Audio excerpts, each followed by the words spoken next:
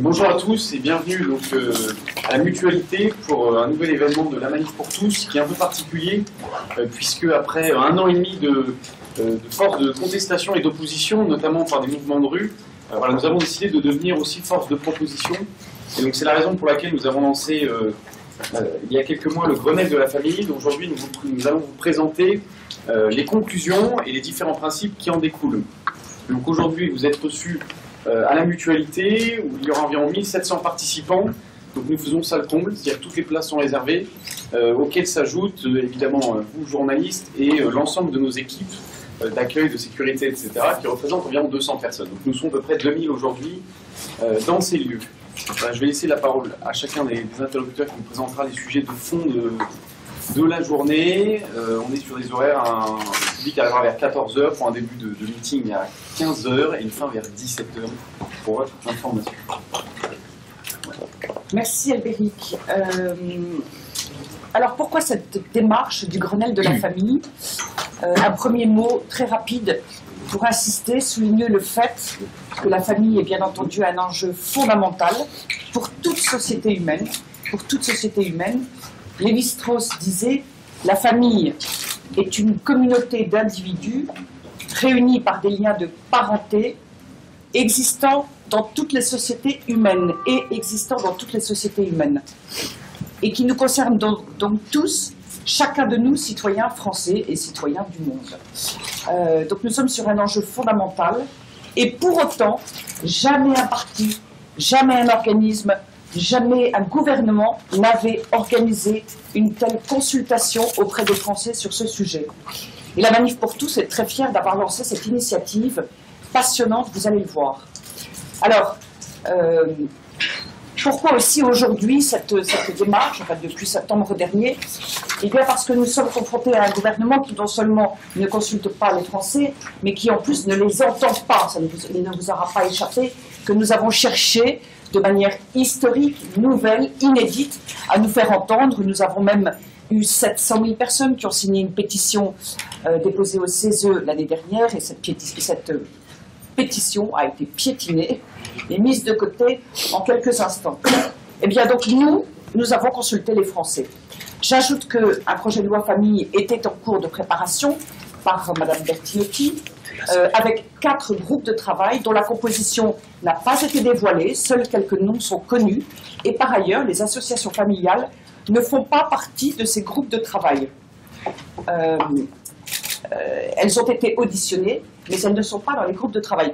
Ce qui, dans une démocratie, avec des institutions, avec une régulation, est tout de même stupéfiant. Donc, eh bien, nous avons consulté les Français, au contraire de la démarche opaque de Mme Bertinotti. Nous sommes allés les voir, ou plutôt, nous avons invité tous les Français à se joindre à nos débats. Il y a donc eu des dizaines et des dizaines de groupes de travail, de réunions, de forums, de soirées de débat, partout en France, du mois d'octobre, avec un lancement qui a eu lieu à Bordeaux, jusqu'à la fin du mois de décembre, où le dernier grand forum a eu lieu à Bordeaux. Alors, nous avions confié un thème à chaque province. Les provinces de la Manif pour tous sont à peu près équivalentes aux régions françaises. Et il y avait donc 6 grands thèmes. Le couple, l'enfant et la filiation, l'éducation, la lutte contre la paupérisation, la qualité de vie, santé, services, etc. Et puis la solidarité intergénérationnelle. De là ont été émis des projets.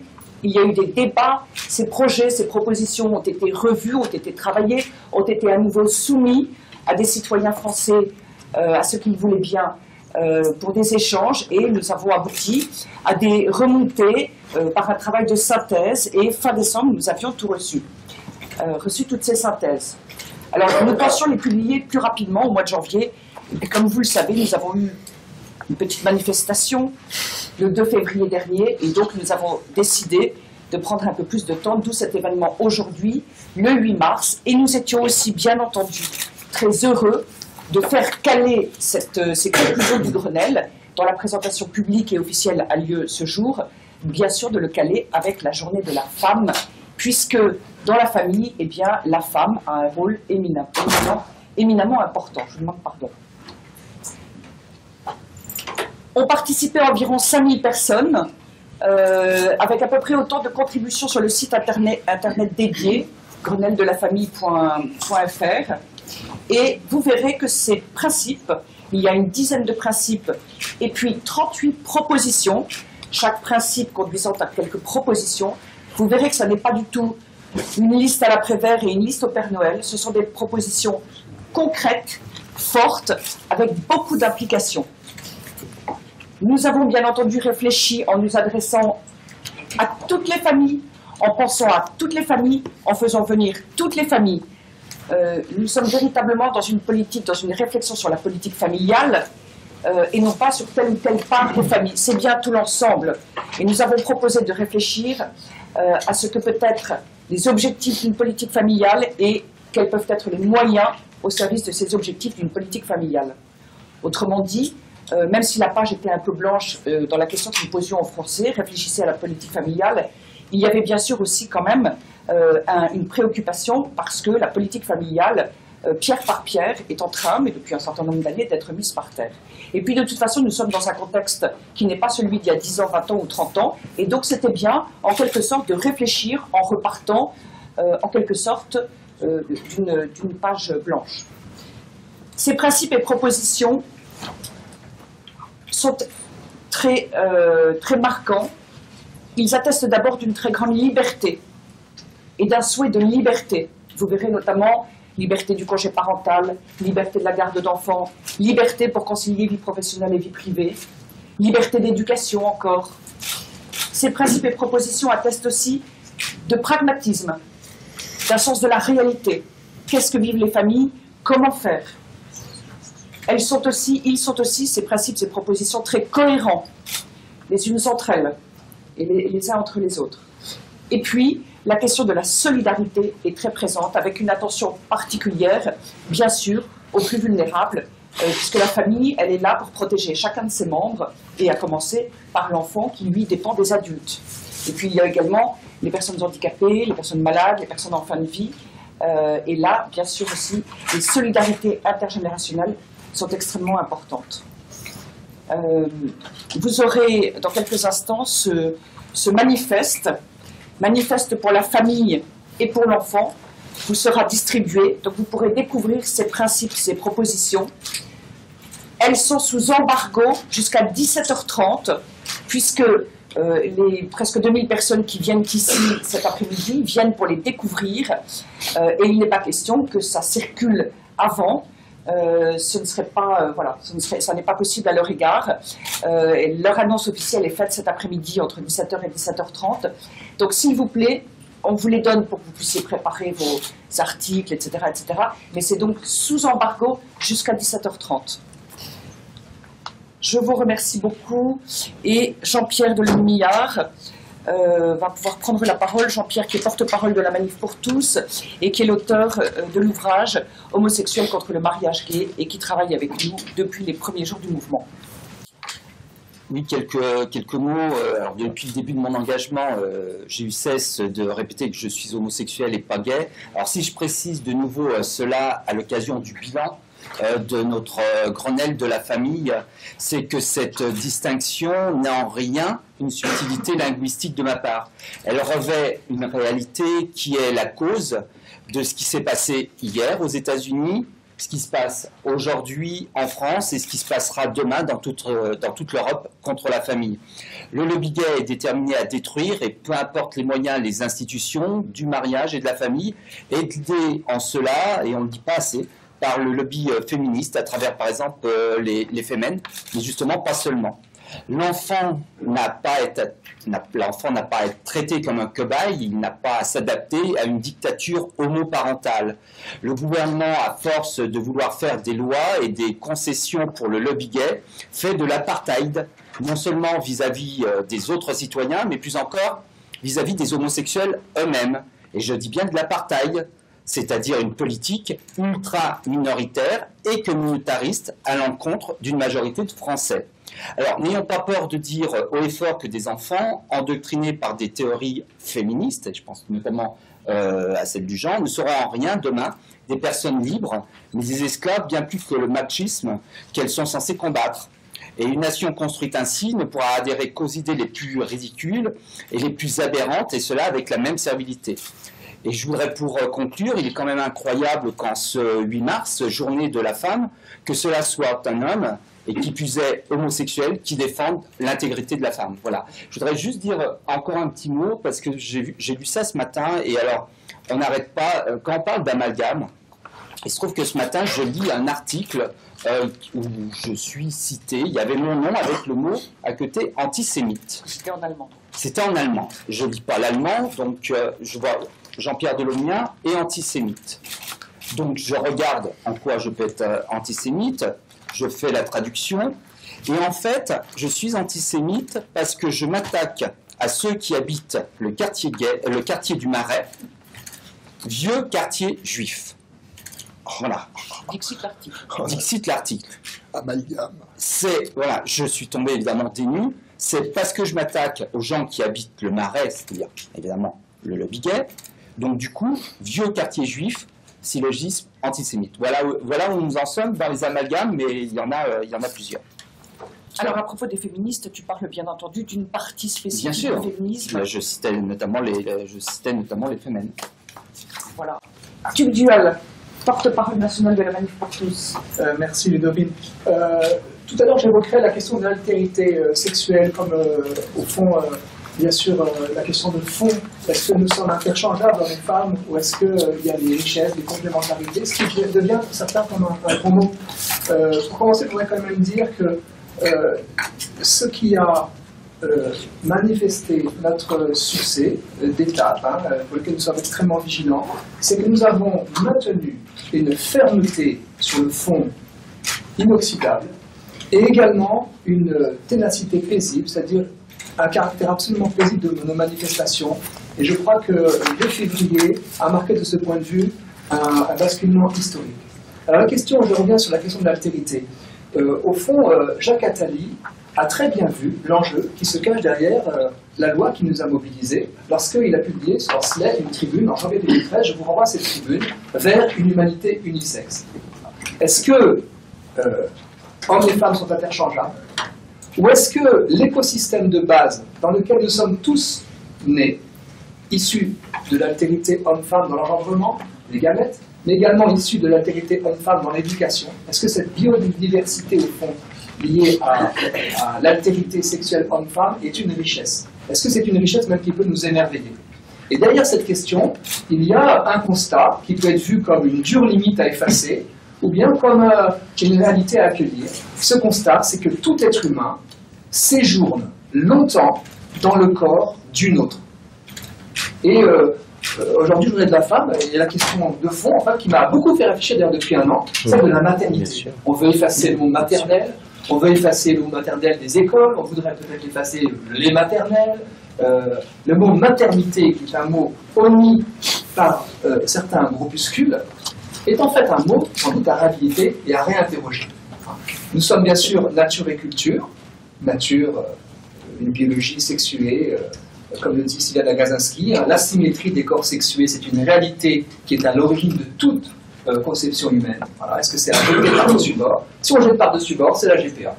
C'est-à-dire qu'on peut se permettre d'utiliser une femme uniquement comme productrice d'enfants, et à ce moment-là, c'est la GPA, mais ce n'est pas simplement l'homoparentalité avec beaucoup de guillemets, c'est la pluriparentalité tout de suite. La GPA, c'est déjà plusieurs mères pour un enfant, 2, puis voire 3. Et on voit déjà fleurir les sites de coparentalité. D'ailleurs, l'altérité sexuelle, c'est pas seulement hommes et femmes, c'est 2. 2 et seulement 2.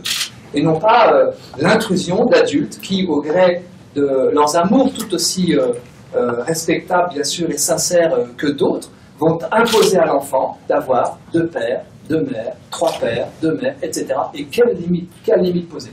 Du coup, je crois que nous sommes à la veille de découvrir, puisque maintenant il faut rendre compte de cette altérité comme une richesse, de découvrir et de creuser encore davantage la différence homme-femme. Cette magnifique différence de laquelle nous devons tous la vie, mais qui mérite d'être creusée désormais parce que ça ne suffit plus de dire, comme Lionel Jospin l'a rappelé très fermement, que l'humanité est faite d'hommes et de femmes. Il faut sans doute le rappeler. Mais qu'est-ce que ça signifie d'être femme? Qu'est-ce que ça signifie d'être homme? Qu'est-ce que ça signifie d'être viril? Qu'est-ce que ça signifie d'être féminine?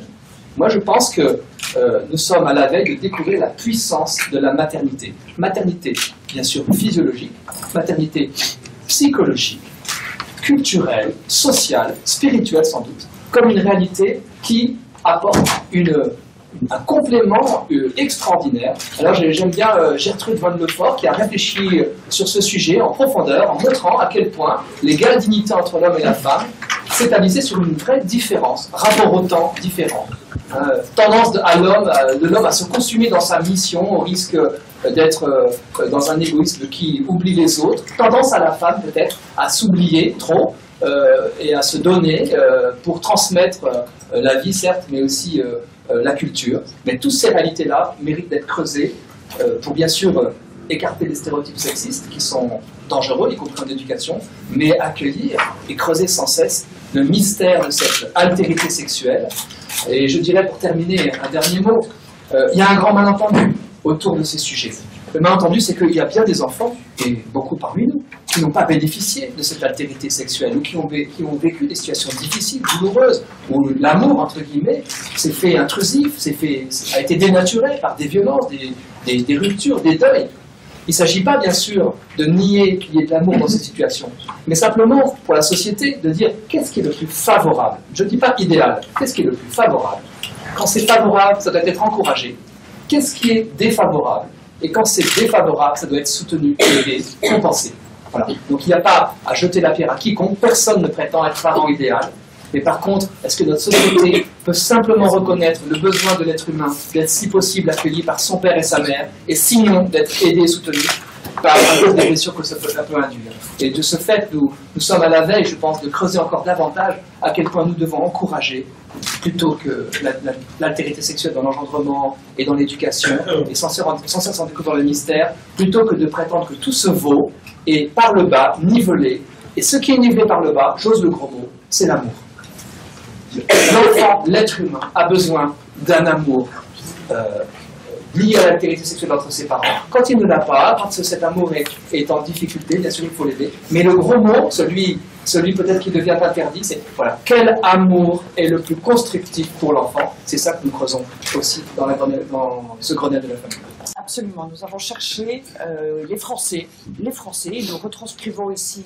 Nous allons retranscrire en toute transparence ce que les Français ont souhaité exprimer, et qui est de chercher le mieux, qui en effet n'est pas forcément l'idéal, mais le mieux, et puis comment favoriser, comment aider ce mieux, et comment aider, accompagner quand il y a difficulté. Jérôme Brunet, président des professionnels de l'enfance et porte-parole de la Manif pour tous. Ben, ça tombe très bien que j'intervienne après ce que vient de dire Tugdual. Voilà, il y a plusieurs façons d'appréhender les sujets de société qui nous ont agités et qui nous agitent encore depuis 2 ans. Et effectivement, le point de vue des adultes, de l'égalité entre les adultes, et puis il y a le point de vue de l'enfant, et ça a été notre point de vue depuis 2004, et évidemment depuis l'année dernière au sein de la Manif pour tous. Et quand on se pose la question du point de vue de l'enfant, qu'est-ce qui est souhaitable, qu'est-ce qui est favorable à l'épanouissement de l'enfant, ça éclaire toutes ces problématiques d'une façon un peu différente de ce qu'on peut entendre parfois. Un enfant a besoin de stabilité et de repères clairs et dans la durée, pas seulement pendant 2 ou 3 ans. Et dans l'intervention que je ferai tout à l'heure, je ferai référence abondamment à la Convention internationale des droits de l'enfant, qui redit que dans tout projet de loi, c'est toujours l'intérêt supérieur de l'enfant qui doit prévaloir. Et il nous semble que dans les derniers projets de loi qui sont apparus, ça n'a pas été le cas. On a mis en avant l'égalité entre les adultes sans s'interroger suffisamment sur les conséquences que pourraient avoir ces lois sur les enfants. Et donc c'est ce travail que nous voulons faire, éveiller les consciences au fait qu'un enfant, on ne fait pas n'importe quoi avec lui, éveiller aussi les consciences sur le fait que de plus en plus d'enfants sont en souffrance aujourd'hui en France et sans doute ailleurs. Je fais référence aussi à l'article de Boris Cyrulnik dans Le Point, qui parlait du suicide des enfants. Aujourd'hui, des enfants de 10 ans se suicident, c'est inédit, c'est nouveau, ça signifie qu'il y a vraiment des enfants qui souffrent terriblement.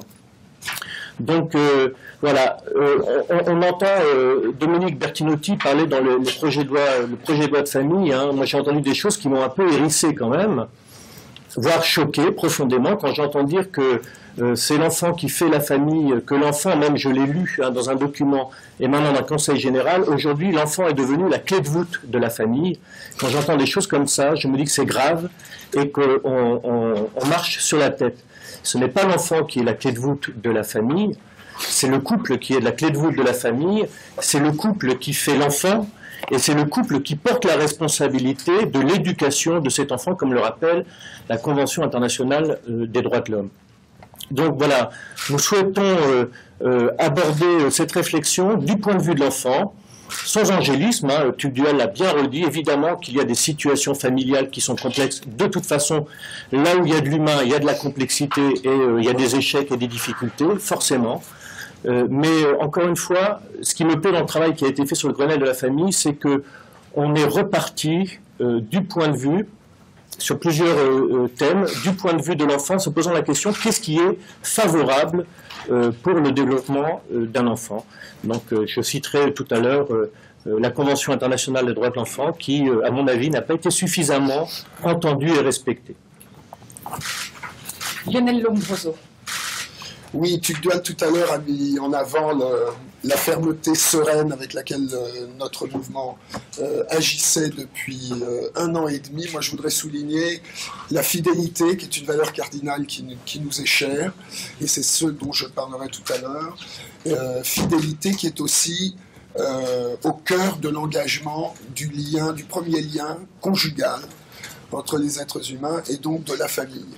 Et cette fidélité a présidé à notre grand mouvement, puisque vous nous retrouvez tous ici à la tribune, que nous nous connaissons, les visages sont familiers, comme on dit, à nous tous, et même vous, être familier de la Manif pour tous, les journalistes, les médias. Il y a un aspect spectaculaire, incontournable à notre époque. Nous-mêmes avons parlé de saison 2.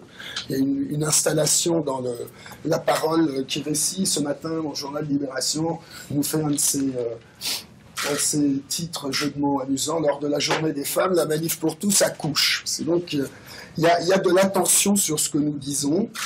Et moi qui m'inscris dans l'esprit de la deuxième gauche moderne, qui dépasse les clivages depuis toujours, je suis un peu honteux de voir que cette gauche de gouvernement, ou en tout cas un certain nombre d'idéologues, expriment des sentences et des réactions à notre égard qui sont de plus en plus outrées et qui n'offrent aucune perspective. Je m'étonne de les voir défendre des positions hyper individualistes, des positions communautaristes qui vont à l'encontre des principes de la République, en tout cas tels que nous sommes nombreux à les avoir intégrés. Et donc la famille est le creuset de ce lien social. Et nous défendons la famille, et nous défendons ce lien initial entre humains contre une vision individualiste qui ne peut mener à rien de bon. Comme l'a dit Tugdual, une société, c'est une voie qui surmonte les intérêts particuliers des individus et qui manifeste des préférences, qui manifeste des choix qui sont conçus non pas dans des intérêts particuliers, mais dans une vision du bien commun, qui peut être ouverte au débat. Mais le débat aujourd'hui n'a plus cours et nous sommes les seuls dans cette sérénité de raison à animer ces sujets et à les mettre sur la place publique avec une constante dont je pense que nous pouvons être honorés. Merci. Merci Lionel. Alors, à propos de cet après-midi, nous avons invité tous les parlementaires. Alors, nous sommes en pleine période d'élections municipales. La plupart d'entre eux sont en campagne, mais quelques-uns seront là. Nous avons également invité Madame Bertinotti. Nous n'avons pas eu de réponse. Donc, son siège est réservé. Nous verrons si elle vient. Nous en serions très heureux. Quelques mots aussi sur la famille. Nous avons évoqué la famille, les familles, toutes les familles. Et puis nous pouvons aussi, bien sûr, et c'est ce qu'ont fait les Français, vous verrez dans leurs réflexions, nous pouvons penser aussi, bien sûr, à la famille dans un sens large. L'enfant entouré d'un père et d'une mère et de grands-parents aussi, eh bien nous défendons le fait qu'il a besoin de ses racines.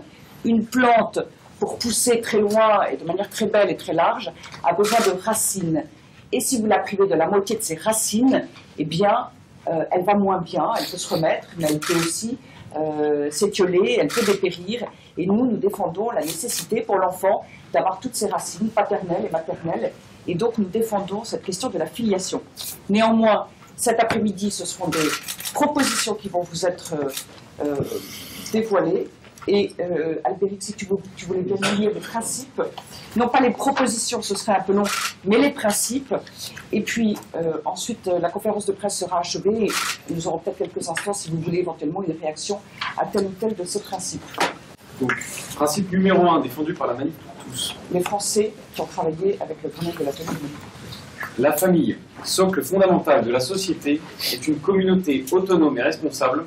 Elle doit être reconnue, protégée et soutenue par la nation. Principe numéro 2. Le mariage doit être protégé par la nation comme engagement public que prennent librement un homme et une femme, l'un envers l'autre, dans la durée, pour s'aimer, fonder une famille et éduquer leurs enfants. Principe numéro 3. Tout enfant est né d'un homme et d'une femme. Dans son intérêt supérieur, il a le droit d'être élevé par son père et sa mère, ou, s'il est privé de sa famille d'origine, par un père et une mère adoptifs. L'État ne peut en aucun cas priver délibérément un enfant de ce droit. Principe numéro 4. L'enfant n'étant la propriété de personne, il ne peut être l'objet d'aucun commerce, ni d'aucun don, ni avant ni après sa conception. La grossesse ne peut être l'objet d'aucun contrat par respect de la femme.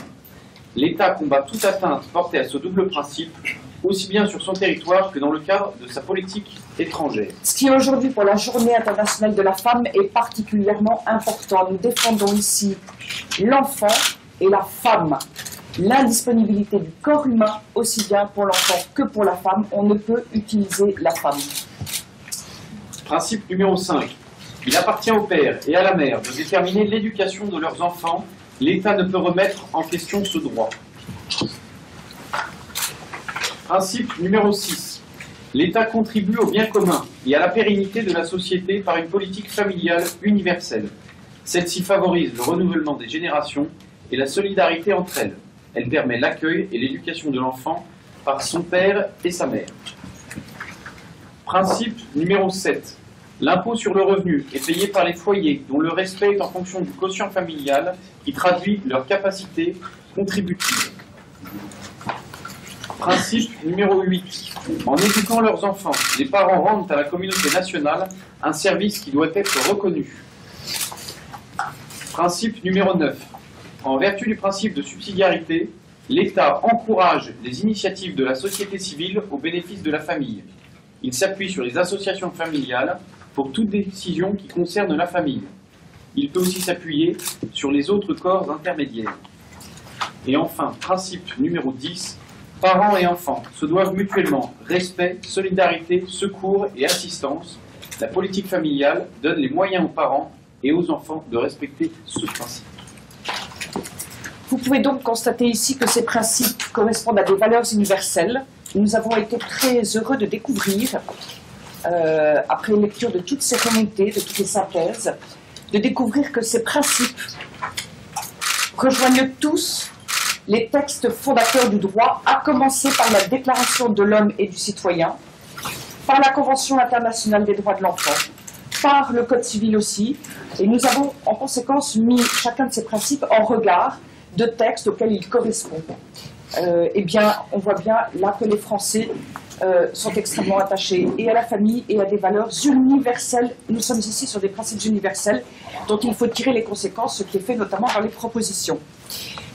Avec le Grenelle, la Manif pour tous a invité à rentrer dans une démarche de raison, j'insiste, de raison, de réflexion, de prise de recul, puisque sur des sujets aussi importants, on ne peut pas décider, légiférer, agir à chaud dans l'émotion d'un événement X, Y ou Z. On doit prendre du recul. Et avant de conclure, vous savez que nous avons demandé un rendez-vous à M. Hollande Nous avons l'honneur de représenter un certain nombre de centaines de milliers de Français. Quand on regarde les sondages sur ce sujet-là de l'enfant et de la famille, nous représentons une large majorité de Français. Nous n'avons pas eu de réponse à ce jour de M. Hollande, quoique nous ayons essayé de rappeler l'Élysée, qui nous a envoyé de chef de cabinet en directeur de cabinet en secrétaire général pour revenir aux standards. Nous n'avons pas de réponse à ce jour et je vous livre cette difficulté à votre réflexion, puisque nous souhaiterions, bien entendu, lui apporter ce manifeste pour l'enfant et la famille, manifeste élaboré par les Français. Merci à tous. Mais effectivement, nous souhaitons aussi développer des propositions et ce Grenelle de la famille aura des suites, tout à fait, oui.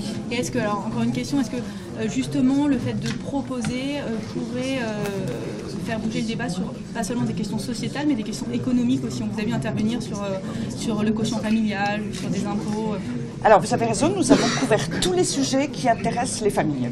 Donc, effectivement, il y a aussi un aspect, bien sûr, économique. Vous savez, les familles en difficulté, d'abord, c'est très difficile pour elles à vivre en général.